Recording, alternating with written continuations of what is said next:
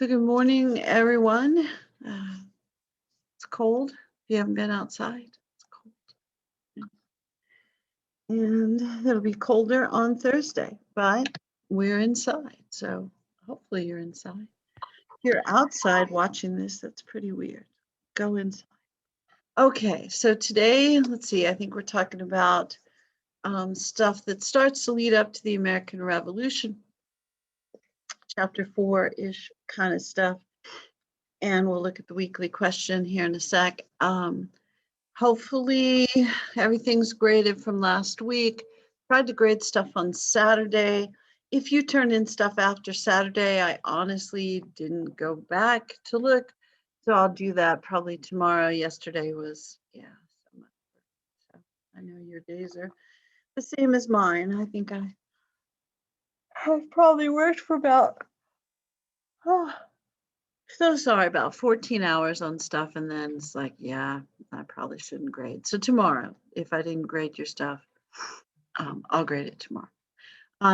This week, this is exciting. It's the first quiz, isn't it? Woo, first quiz. So if I programmed it correctly, it should show up tomorrow. So Wednesday through Friday, and the start times are midnight, so it should show up at midnight or 12:01 tomorrow, Wednesday, and should stay up until 11:59 on Friday. So try to take that thing on time. I think there's 20 questions. I think so. Yeah, I think there's 20 questions and it's worth 40 points. So last semester when people took the 20 question quizzes, it didn't seem to take them a very long time. It is timed. You can only take it one time. This was an enormous problem to get people to understand last semester because they would take it and then they would retake it and go like, why didn't you give me the second grade? Because you already saw the questions. So you can't retake the quiz because, it's the exact same questions and it's college class. So you can only take the quiz once. The intention is that you just use your memory, okay? Not that you're using notes or you're looking things up, but you do have that list of things to study, so that should be helpful. Multiple choice, trying to think if there's anything else you need to know. Multiple choice, 20 questions, timed. The time is 60 minutes. The only time I ever had anybody take longer than 60 minutes, they took 24 hours, which says a lot of stuff to me. So yeah, be sure to log in, log out. Don't forget to submit stuff. And I don't know if you get a report when it's submitted, but it'll show up for me. And I think it grades automatically. So you should get a grade pretty quickly after you complete the quiz. Okay. All right, so the quizzes are about half your grade. The weekly questions are about half your grade. And I know that I've probably mentioned this before, but I'm way more suspicious of you if your quiz grades are really high and your weekly questions are really low. If your weekly questions are really high and your quiz grades are, I'll probably cut you a lot more slack than I would if your quiz grades are high and your weekly questions are low. You can probably guess why, probably. All right, but let me know if you have questions about that. And hopefully you can see the comments in the rubric section on the weekly questions, because occasionally I have people like, how come I don't get feedbacks? Like, I don't know, because you didn't look. Because I do typically type comments. If your answer is really good, like if you got 10s or something, I probably just said, hey, good job, really thorough, appreciate this. But if you miss some points, I probably told you stuff I wished you would have put in, but you didn't, that sort of thing. Also, during the weekly lectures, if I tell you, be sure to mention this in your weekly question, you should mention that. Yeah, just saying. All right, I think that was more of a problem in the 1302 class than you guys. All right, let's look, speaking of weekly question, let's check it out. See what it might be for this week. It's like Christmas. Explain the impact of the 7 Years' War on colonial society. Pay particular attention to how the war and its outcome shaped colonial identities and the relationship between colonists and Indians. You could also, and probably should also, talk about the relationship between colonists and England, if you notice that. But yeah, okay. But we'll talk about that. It's probably going to be more tomorrow, not tomorrow, Thursday, than today. All right. Because today I think it's all the Great Awakening and Enlightenment stuff. I'm pretty sure. But you guys probably know about some of this stuff from the world history class where you study everything that ever happened in the world. All right. Huh. Okay. I must have been looking at the notes earlier. I was. I know it looks like I just woke up, but I just wake up slowly. I've said that, it made me yawn. Okay. Okay. So lots of stuff going on in chapter 4, slavery, freedom, and the struggle for empire through 1763. 1763 is the end of the French and Indian War, or the 7 Years' War, in case you're wondering what was up with that date. Your book's going to talk about this Olaudah Equiano, who was a slave, who eventually gets his freedom and then writes it's essentially an autobiography about his experiences. So that's going to become kind of a prominent story during that time period. And you're also going to start to see the differences in the different regions in the American colonies, the difference in the Caribbean colonies, and the North American colonies. So, all right, so we'll go through some stuff.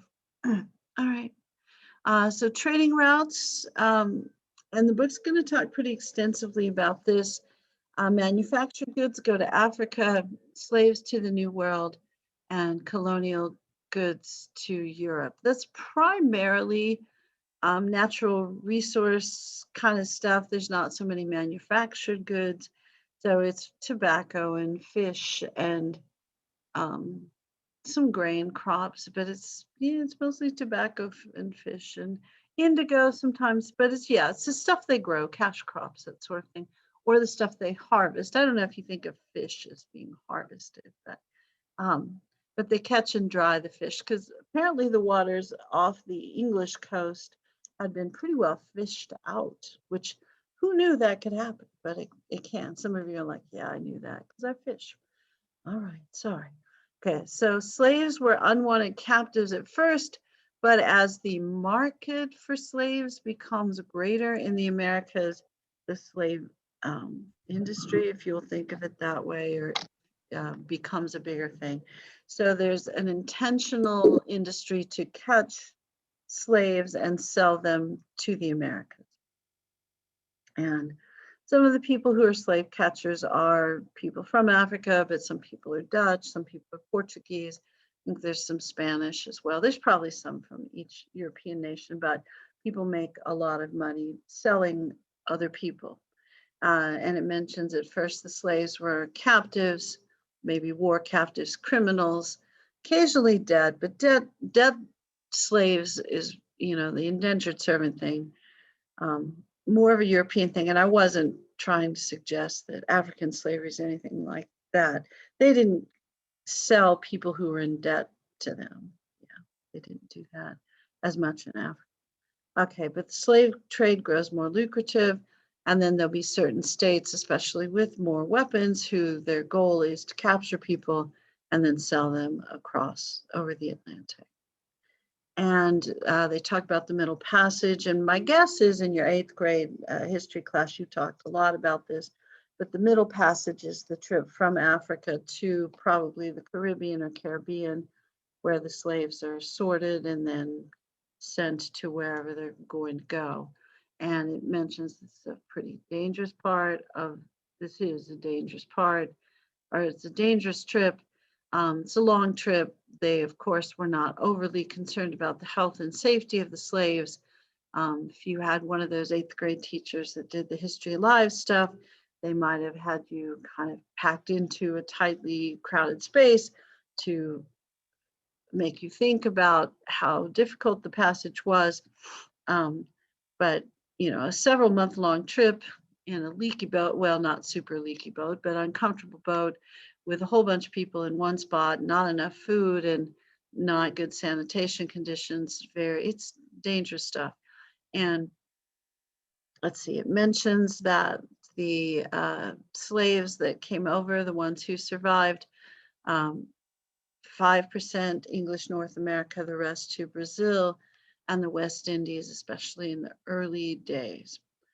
Death rates for the slaves and crews were pretty high. Small number of North American slaves multiplied from about 500,000 to 2.3 million in 1770. So by the time, approaching the revolution, there's over 2 million slaves in North America. And the different slave systems or plantation systems were tobacco in the Chesapeake, rice in the Carolinas and Georgia, and then non-plantation based slavery in the northern states. So they're probably, they could be in an urban area, they could be on a family farm, and it could be, well, those are really your two main choices. And lots of family farms in New England, they just grew different things, corn and wheat and rye and whatever else they grew. And probably the only colony I was going to say you don't see as many slaves in Pennsylvania, which is true at first, but as Pennsylvania becomes less Quaker-ish, that's not going to be as true. And in the earlier days of the American colonies, it was easier for slaves to gain their freedom as we got closer after Bacon's Rebellion. And as you get closer to the period of the Revolution, that's less and less possible. And whatever rights they did have before we achieve independence are gone by the time we achieve, whatever rights they had. Honestly, the turning point, as you already know, Bacon's Rebellion is a pretty big turning point, and then the Stono Rebellion, which we haven't mentioned today as well. All right, so once there are slave rebellions, then the colonies are going to start cracking down on the ability of slaves to gain their freedom, because their assumption, which is often correct, is that the freed slaves help the other slaves to gain their freedom. And yeah, that is true sometimes.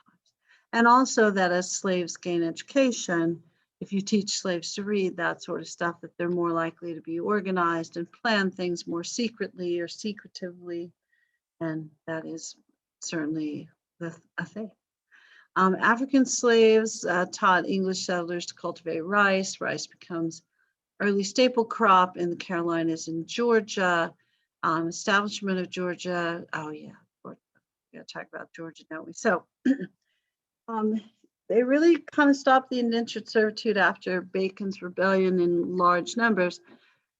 And a population starts to kind of grow again in England, and they wanted to get rid of some other undesirable people, and these again are prisoners, and they're not all debt prisoners. Some of these guys are, I committed a crime, other than I owe you money sort of prisoners, violent criminals, that sort of stuff. So to empty out their prisons and kind of get them out of the area, they established Georgia. And Georgia was supposed to fill up with the prisoners and was also supposed to protect the English settlements from the Spanish settlement of Florida. So it's considered a buffer colony. And when they talk about a buffer colony, they really just mean if those guys die, nobody cares. So those are the folks who are expendable. So if you got sent to Georgia, you knew you were expendable, and they really didn't care if you died. That also was part of the reason that they required everybody in Georgia to have a gun. And if you're wondering, like, that's how it started in the South, I have no idea. I don't think so. But part of that was to arm yourselves, to protect yourselves from Spanish Florida in case the thought was Spain was going to try to invade the English colonies through Florida. That didn't really happen, but you've got to be suspicious of your rival power. And there were reasons to think it could have happened 100 years before, but by the time Georgia's founded, by the time we're in the 1700s, it's less and less likely as time goes along. Alcohol was banned from Georgia, slavery as well, and it's not because there's a bunch of Puritans living in Georgia. It's really because it's a bunch of poor guys, prisoners, with guns, and they're supposed to be a buffer colony. They're not supposed to be a plantation colony. They're not supposed to be a bunch of drunk guys. They wanted to keep them out of trouble because they'd already been in trouble. If that makes sense. But as more and more people move there, they gain more and more self-government. So then they legalize slavery, and anytime you ban alcohol, it just doesn't work. So it's easy to get or make. So, all right. But within 20 years of the colony's establishment, these settlers won the freedom of self-government. They legalized slavery. And then the book is going to mention task systems that were used on slave plantations, especially rice plantations they mention in this section. And that essentially meant that you had a job to do as a slave, a job.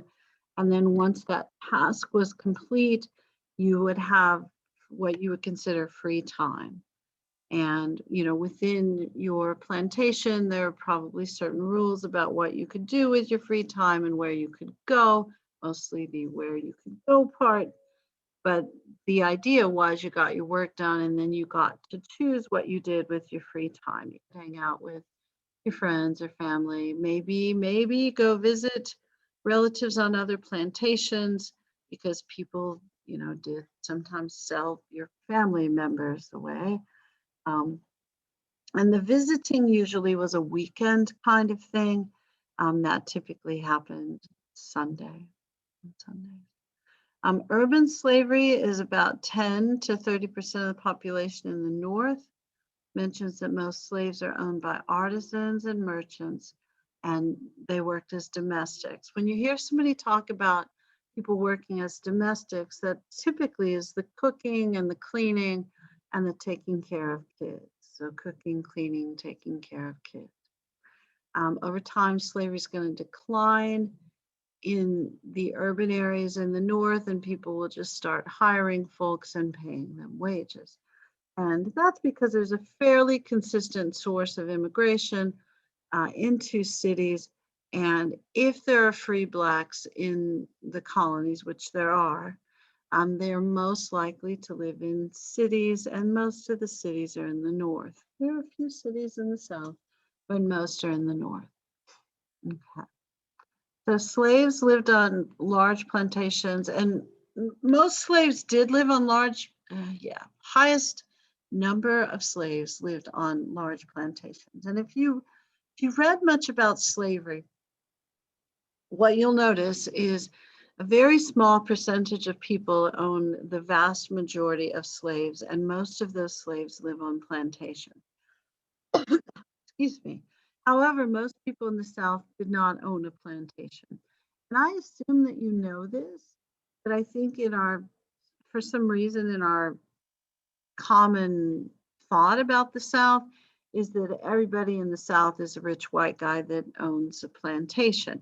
Most people in the South don't own plantations. Most people in the South are very poor for most of US history. It's not true now. You guys are going like, yeah, man, I'm living large in Cedar Park. I know you are.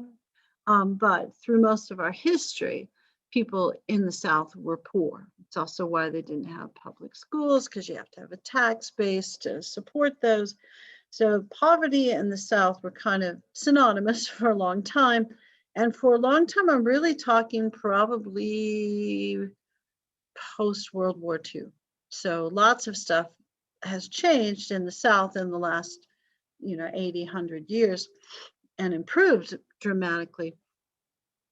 But it's an agriculturally based society. The people who owned the land that was most productive are going to be the wealthiest folks. And they are also going to control the government because no one else has time to run for office. Because as you've probably noticed, our politicians, they can't have other jobs, so you have to be well off enough in those days to make sure that you could continue to pay your bills without being at work. And really, the only way to continue to pay your bills without being at work is to own your own business and to be able to have someone else run that business while you're gone. And those businesses primarily during that era are going to be farms, plantations. So, all right. So slaves, most of the slaves lived on large plantations. Um, and again, if you study the history of all this stuff, most slave owners owned one or two slaves, but most slaves lived on plantations. And I don't know if that makes any sense to you, but most people who owned slaves owned one or two. Most people in the South didn't own slaves. Most people who owned slaves in the South owned one or two.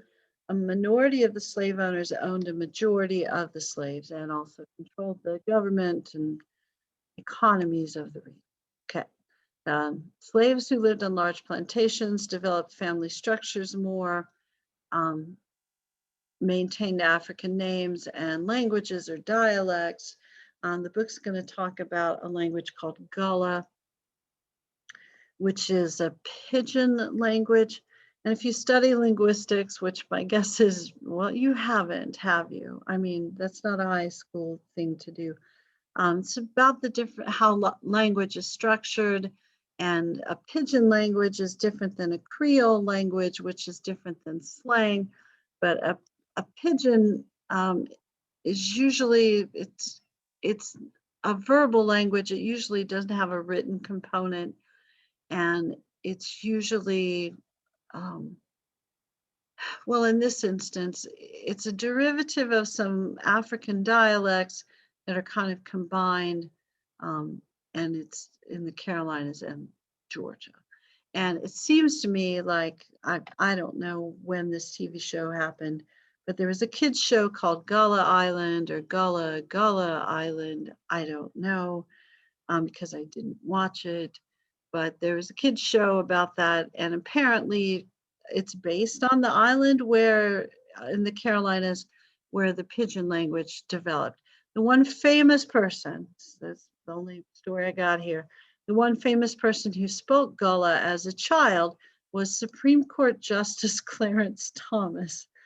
He grew up incredibly poor and was raised by his grandfather, and his grandfather spoke Gullah, which is a non-formal language. And because of that, it's why Clarence Thomas kind of grew up with this tradition that you listen more than speak. He said he was, especially when he went to, I think he went to Yale, because, to be on the Supreme Court. Until recently, he had to go to Harvard or Yale. And his formal English, he felt like wasn't as good as other people. So he tended to listen rather than speak and just kind of stuck with that tradition. But Gullah, I guess, still spoken in isolated communities in that region.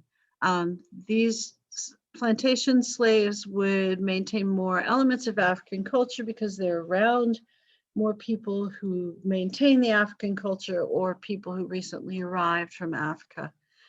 Southern urban areas, slaves might assimilate into a more American culture. And certainly slaves who lived in cities or slaves who lived with families were going to learn English faster and lose parts of African culture faster because it's not who they were around.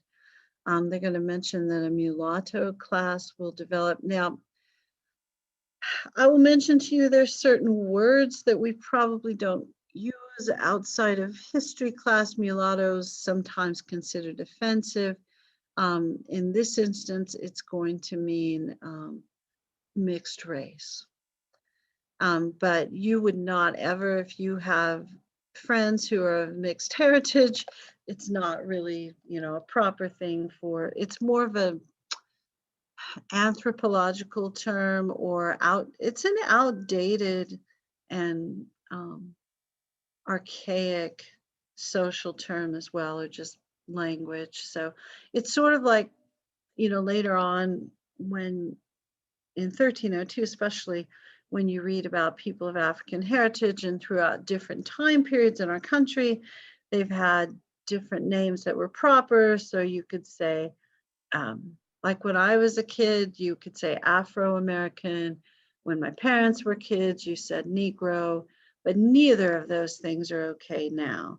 Mulatto is kind of in that class outside of, a social studies context. So, and again, when you write about, when you quote old writings about people of color, and they use terms that are offensive now, that's why you have to use the quotation marks if you're quoting. Yeah. Okay, but anyway, and outside of your history class papers, you're probably not saying those words. All right, in southern urban areas, you have more assimilation. In the north, slaves who lived on smaller farms in urban areas have some more mobility, access to popular culture, but less likely to have maintained African culture. Colonial slaves, shocking, more common in the South than the North. Slave populations much larger in the South. There were several colonies, English colonies, where there were more slaves than not slaves. South Carolina is notably one of those, Virginia as well. There are some slave rebellions, and those are more common in the South as well. Sorry, I did kind of misread that sentence, didn't I? They're rarely successful because even if you live in a majority colony, you don't have weapons if you're slaves and rebelling as a rule. So they're rarely successful. Local authorities had more weapons. Slave resistance is more commonly takes the form of running away and then going to an urban area and assimilating with the free-Black community until people stop looking for you. And that's going to be more successful in the earlier days when there's less communication, law enforcement, that sort of stuff. And then the book kind of takes a sudden turn, like, okay, we're done talking about slavery for a little while. But what you see in this era really is the growth of slavery and the growth of those plantation colonies. So more and more slaves in the South, really pretty much the end of the use of indentured servitude. What's going on in Georgia with the Oglethorpe colony isn't indentured servitude. They're just sending prisoners over, and they essentially serve their sentence in Georgia rather than in a prison in England. And then when their sentence is over, they're free and can purchase land. Of course, they have to get money to do that. But okay. So you see distinct sections of the colonies developing as well. They're still tied together by religion. They're tied together and very loosely by religion. They're all probably Christian. That's pretty much the tie. So it's not, it's not anything bigger than that, but that's something. And they're tied together by language because English is the language of trade. And they're tied together by trade. Yeah. Okay. All right. So we will shift into the idea of British patriotism. I'm going to stop for a second. Also get a drink of water. Let's see if you guys have any questions. Do you guys have any questions about anything? Oh. You guys are like completely silent today, so it's all right though. It's okay. You can live with it. I'll assume you're there. You better be there. All right, back to the notes then. I'll ask you some questions in a minute. Yeah, that'll be fun. That way you guys will chat. Okay. So British patriotism on the rise in the late 1700s because their empire's starting to grow and they're really proud. It's like if you're a Bucks fan, you're really proud now. Bucks, yeah, maybe. I don't know.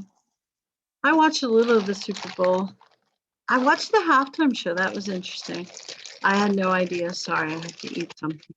But I had no idea who The Weeknd was and why those things were on his face, the dancers' faces. And he seemed lost for part of that show. All right. And there was a dude in a weird outfit that ran out on the field. Okay, back to this as I pick out some inappropriate breakfast food. I ate a banana before, but sorry, I'm hungry. All right. Sorry.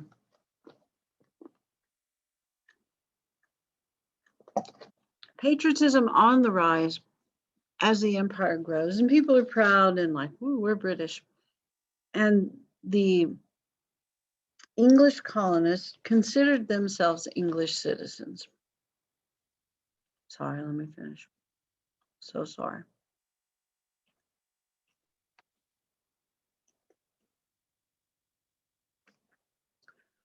And part of the reason they were super proud, is they saw their system as the most free in the world, and there were protections for people's political liberty, different branches of their government that were supposed to represent different people.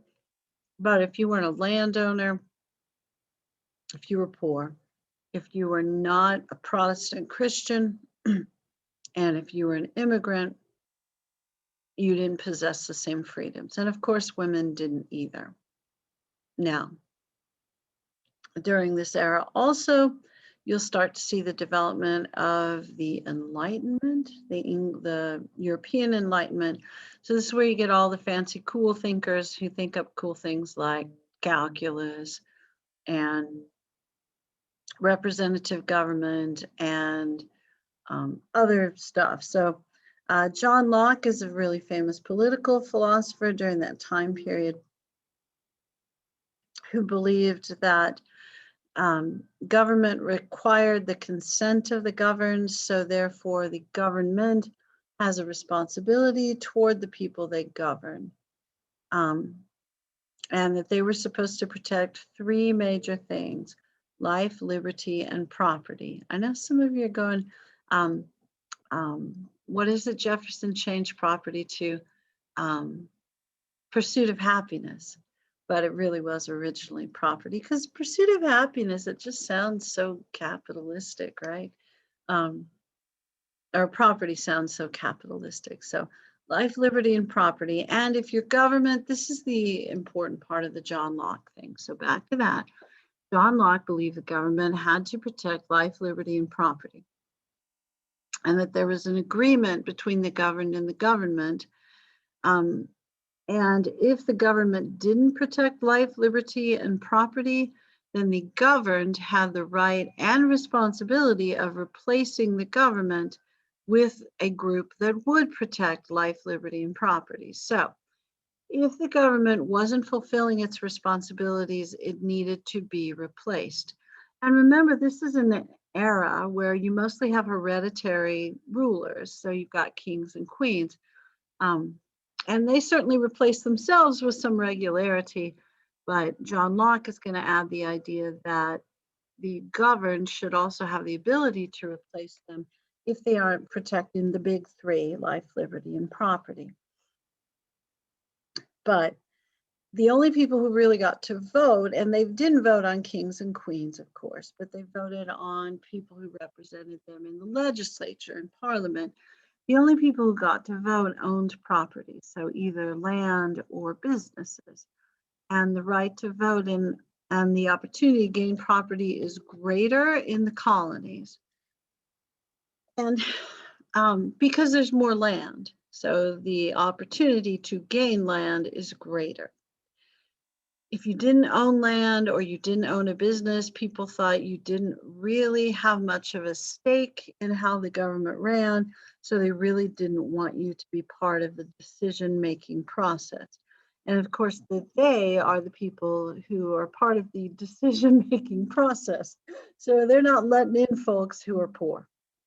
They want other people just like them who kind of have the same stake, economic stake in society, to be able to vote. And I know some people think, well, no, that makes sense.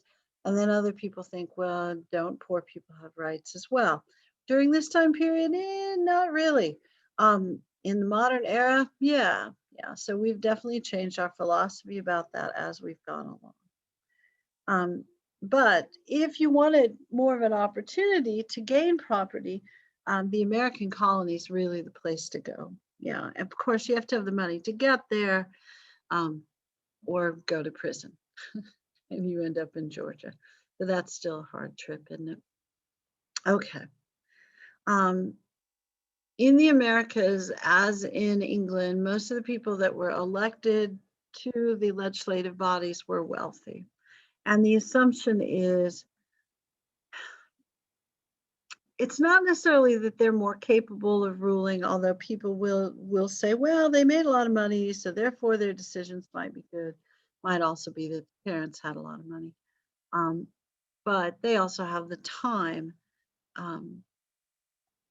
to serve in the legislature, because that's time away from your farm or your business. And if you're really wealthy, you can hire someone to run it, or your family's running it while you're gone.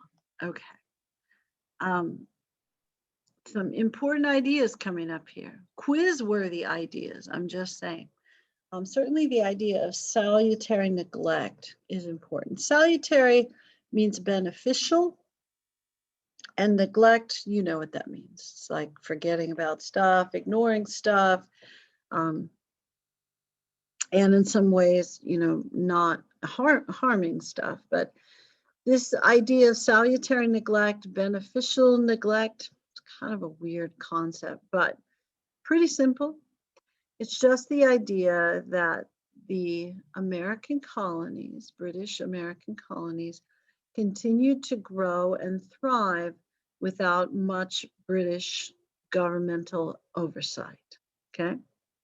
So the government kind of left the colonies alone. They continued to grow and improve and make money kind of on their own, or governing themselves. So they were used to being left alone by the British. This is going to cause a problem later on. I would usually make the analogy when I was teaching high school students, which I guess I am. So there you go. To college kids or older children who have some sort of difficulty, financial difficulty, or perhaps they're college kids and they've come home for the summer, and they're used to either living on their own and setting their own rules, or living with roommates and having some sort of shared rules, and really having a lot more autonomy. Like, you'll notice when you go to college, and even if you live at home, it's probably still going to be the same for a while. You set your own schedule. You don't have to report to your parents where you're at. You don't have to eat the proper foods. You could eat like a piece of candy, like I just did after breakfast. That's crazy, isn't it? You can stay out. You don't. Your time is your own, and you manage it the way that you like. When you move back in with your parents, either if it's over the summer or because of a financial difficulty, because you have parents, my house, my rules. Do your parents still say that? Parents used to say that when I was a kid. My house, my rules. So even if you are technically an adult, you have to do what they say. So that period of salutary neglect is when you're living kind of on your own. You get to make your own rules, paying your own bills, even maybe with some help, but you're doing your own thing. And then what will happen in the American colonies, especially after the French and Indian War, is that the English government will kind of settle back into the colonies and say, like, hey, we're in charge again. And the teenager, young adult colonies go like, hey, we're doing our own thing. We don't really need you. So there's going to be a conflict there, and the English are going to see the American colonies as unable to survive on their own, the same way that your parents will see you in your late teens and early 20s. Your parents are, mostly they're a little bit correct, but the part of you that can't survive on your own is the financial part, most likely. And that's kind of what the English thought about their colonies. Plus, they thought that the colonies wouldn't be able to protect themselves, that they needed the military prowess or power of the English government to keep them safe. The same way your parents think you're going to make unwise decisions as a teen and early an adult that could cause you harm. They might be correct, yeah, but it doesn't mean that you're going to want the oversight of your parents. And that's kind of salutary neglect, is being able to govern without the oversight of the British. Yeah. All right. So salutary neglect developed, colonies developed independent of much British oversight, colonial residents gained wealth. That's the salutary part. Colonial assemblies gained power over British officials because they're so far from England that if they didn't do things that were popular with the local population, then they would be ostracized, harassed, maybe sent back to England, that kind of stuff. Also, when colonists said, you know what, we're not going to pay taxes, there's nobody there to collect.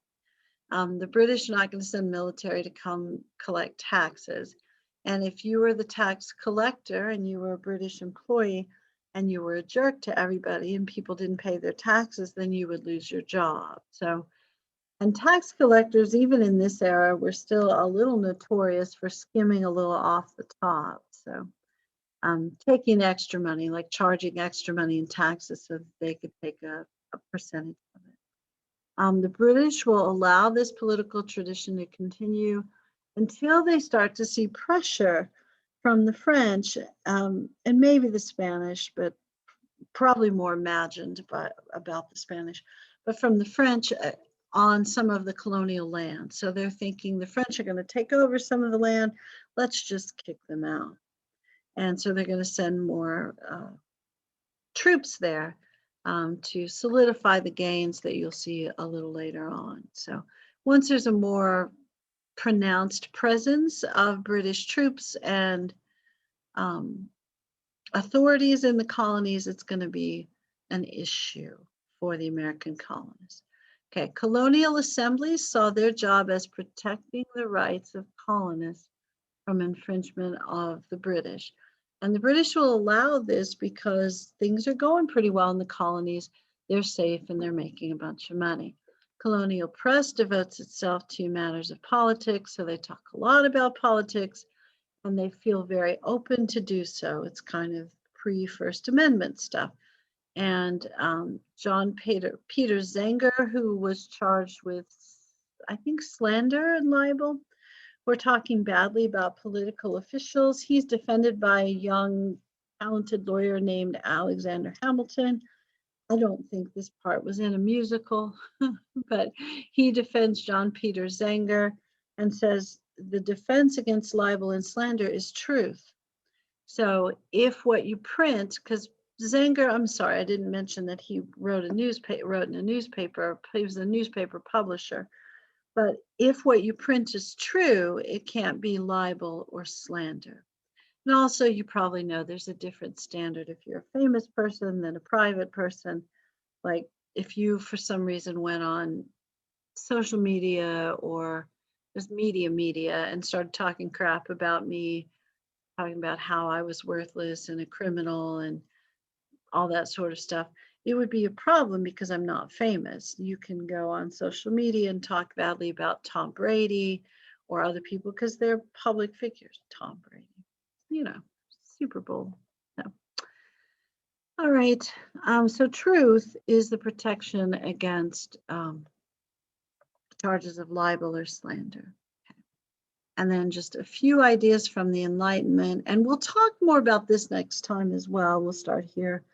Again, just kind of as a refresher, but there are two major movements going on in this era that are cultural or intellectual or spiritual. I don't know how you would consider them, but we'll go with cultural. The first is the Enlightenment. Um, and these ideas, of course, funneled over to the colonies. And this was more of a focus on the laws of nature and science, that sort of stuff. And the idea that the best way to understand God is to understand God's creation, the order of creation. So there's much greater focus on science during this time period. And the major figure of the American Enlightenment is Benjamin Franklin. It's like, I was going to say somebody else, but no, it's Benjamin Franklin. And your book will talk about that too. He's seen as the Enlightenment guy because he's the self-made man. He becomes prominent because he gains education and people respect his knowledge. And he has pretty vast array of knowledge, especially political, somewhat historical, but and also scientific. And he's an inventor. And the idea in this era too is that science needs to have a practical application. And if it doesn't have a practical application, it's kind of pointless. So whatever theories or rules that you discover in science, if you can't find a way to apply them, then there's really no point to them, to knowing about them. So ideals of the European Enlightenment are adapted in the colonies, sometimes led to a form of deism. And deism is going to become a little more prominent in this era. The idea that you have the watchmaker or clockmaker God, that certainly there's a God who is responsible for creation. It's before Darwin. There's not a whole lot of thought about anything other than a divine creation. But so God creates things, sets them in motion, and then kind of sits back and lets the watch run. And eventually the watch will run down and God will either rewind it or he'll come pick it up.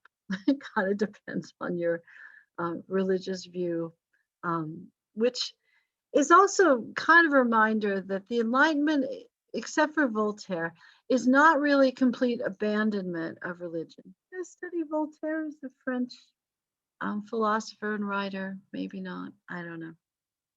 All right. But outside of Voltaire, and then later on, who is it that's the atheist in the United States? Oh yeah, Thomas Paine. Yeah, we'll kick him out later. So we're not fond of atheists in the United States for a long time. But the Enlightenment really isn't a rejection of religion, because you start off with the God as the creator, but it may be a rejection of the idea of God in your day-to-day life, that God doesn't govern your life, that the laws of nature govern your life. Now, certainly they accept the idea that God created the laws of nature, but churches are going to see this as a push away from religion, from religious practice, going to church, that sort of stuff. So this will be a frustration to some churches. And the Enlightenment will also view some religious beliefs, miracles, even original sins, going to upset the Puritans a little, as superstitious and outdated. Okay. So Enlightenment is more of a focus on science. It's not a complete rejection of God, but just an idea that God certainly was involved in creation, but probably not in your day-to-day life.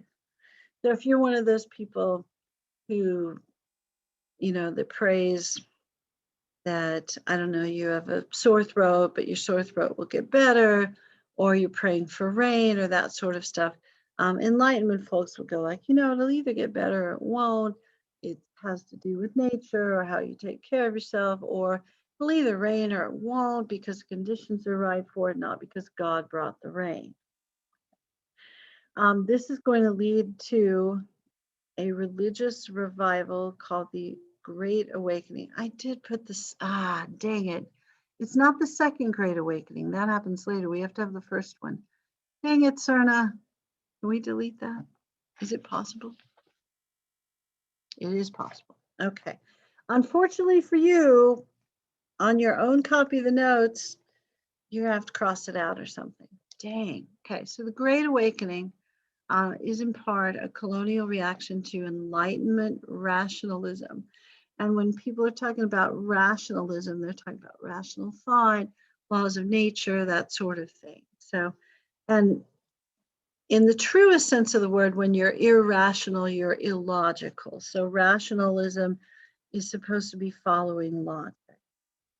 So the Great Awakening is a reaction to Enlightenment following logic. It's not really following logic because lots of churches were okay with some scientific principle, but what they didn't like was getting rid of the idea of a religious experience. And we'll probably start with this section. We will start with this section next time, because you'll probably want a reminder. But Great Awakening is a religious revival, kind of a turning back to religion. And the two major proponents of the Great Awakening in the Americas are an evangelist named George Whitefield. So that's a preacher that goes around giving sermons in different places. We don't have so many of those anymore. And this guy is an English dude.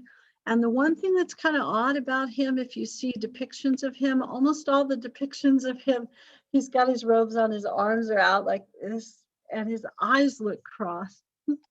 So almost every drawing of him I've ever seen, I have no idea if his eyes were really crossed. Maybe he's just being super devout in prayer, but apparently he's a really good preacher. And there's an American theologian, a guy named Jonathan Edwards. And usually students know about him because they had an English teacher who maybe misunderstood Jonathan Edwards a little bit and read Sinners in the Hands of an Angry God to you in some scary voice and threatened you that you were going to hell as an example of the way Puritans thought during this era, which is kind of accurate and kind of inaccurate as well.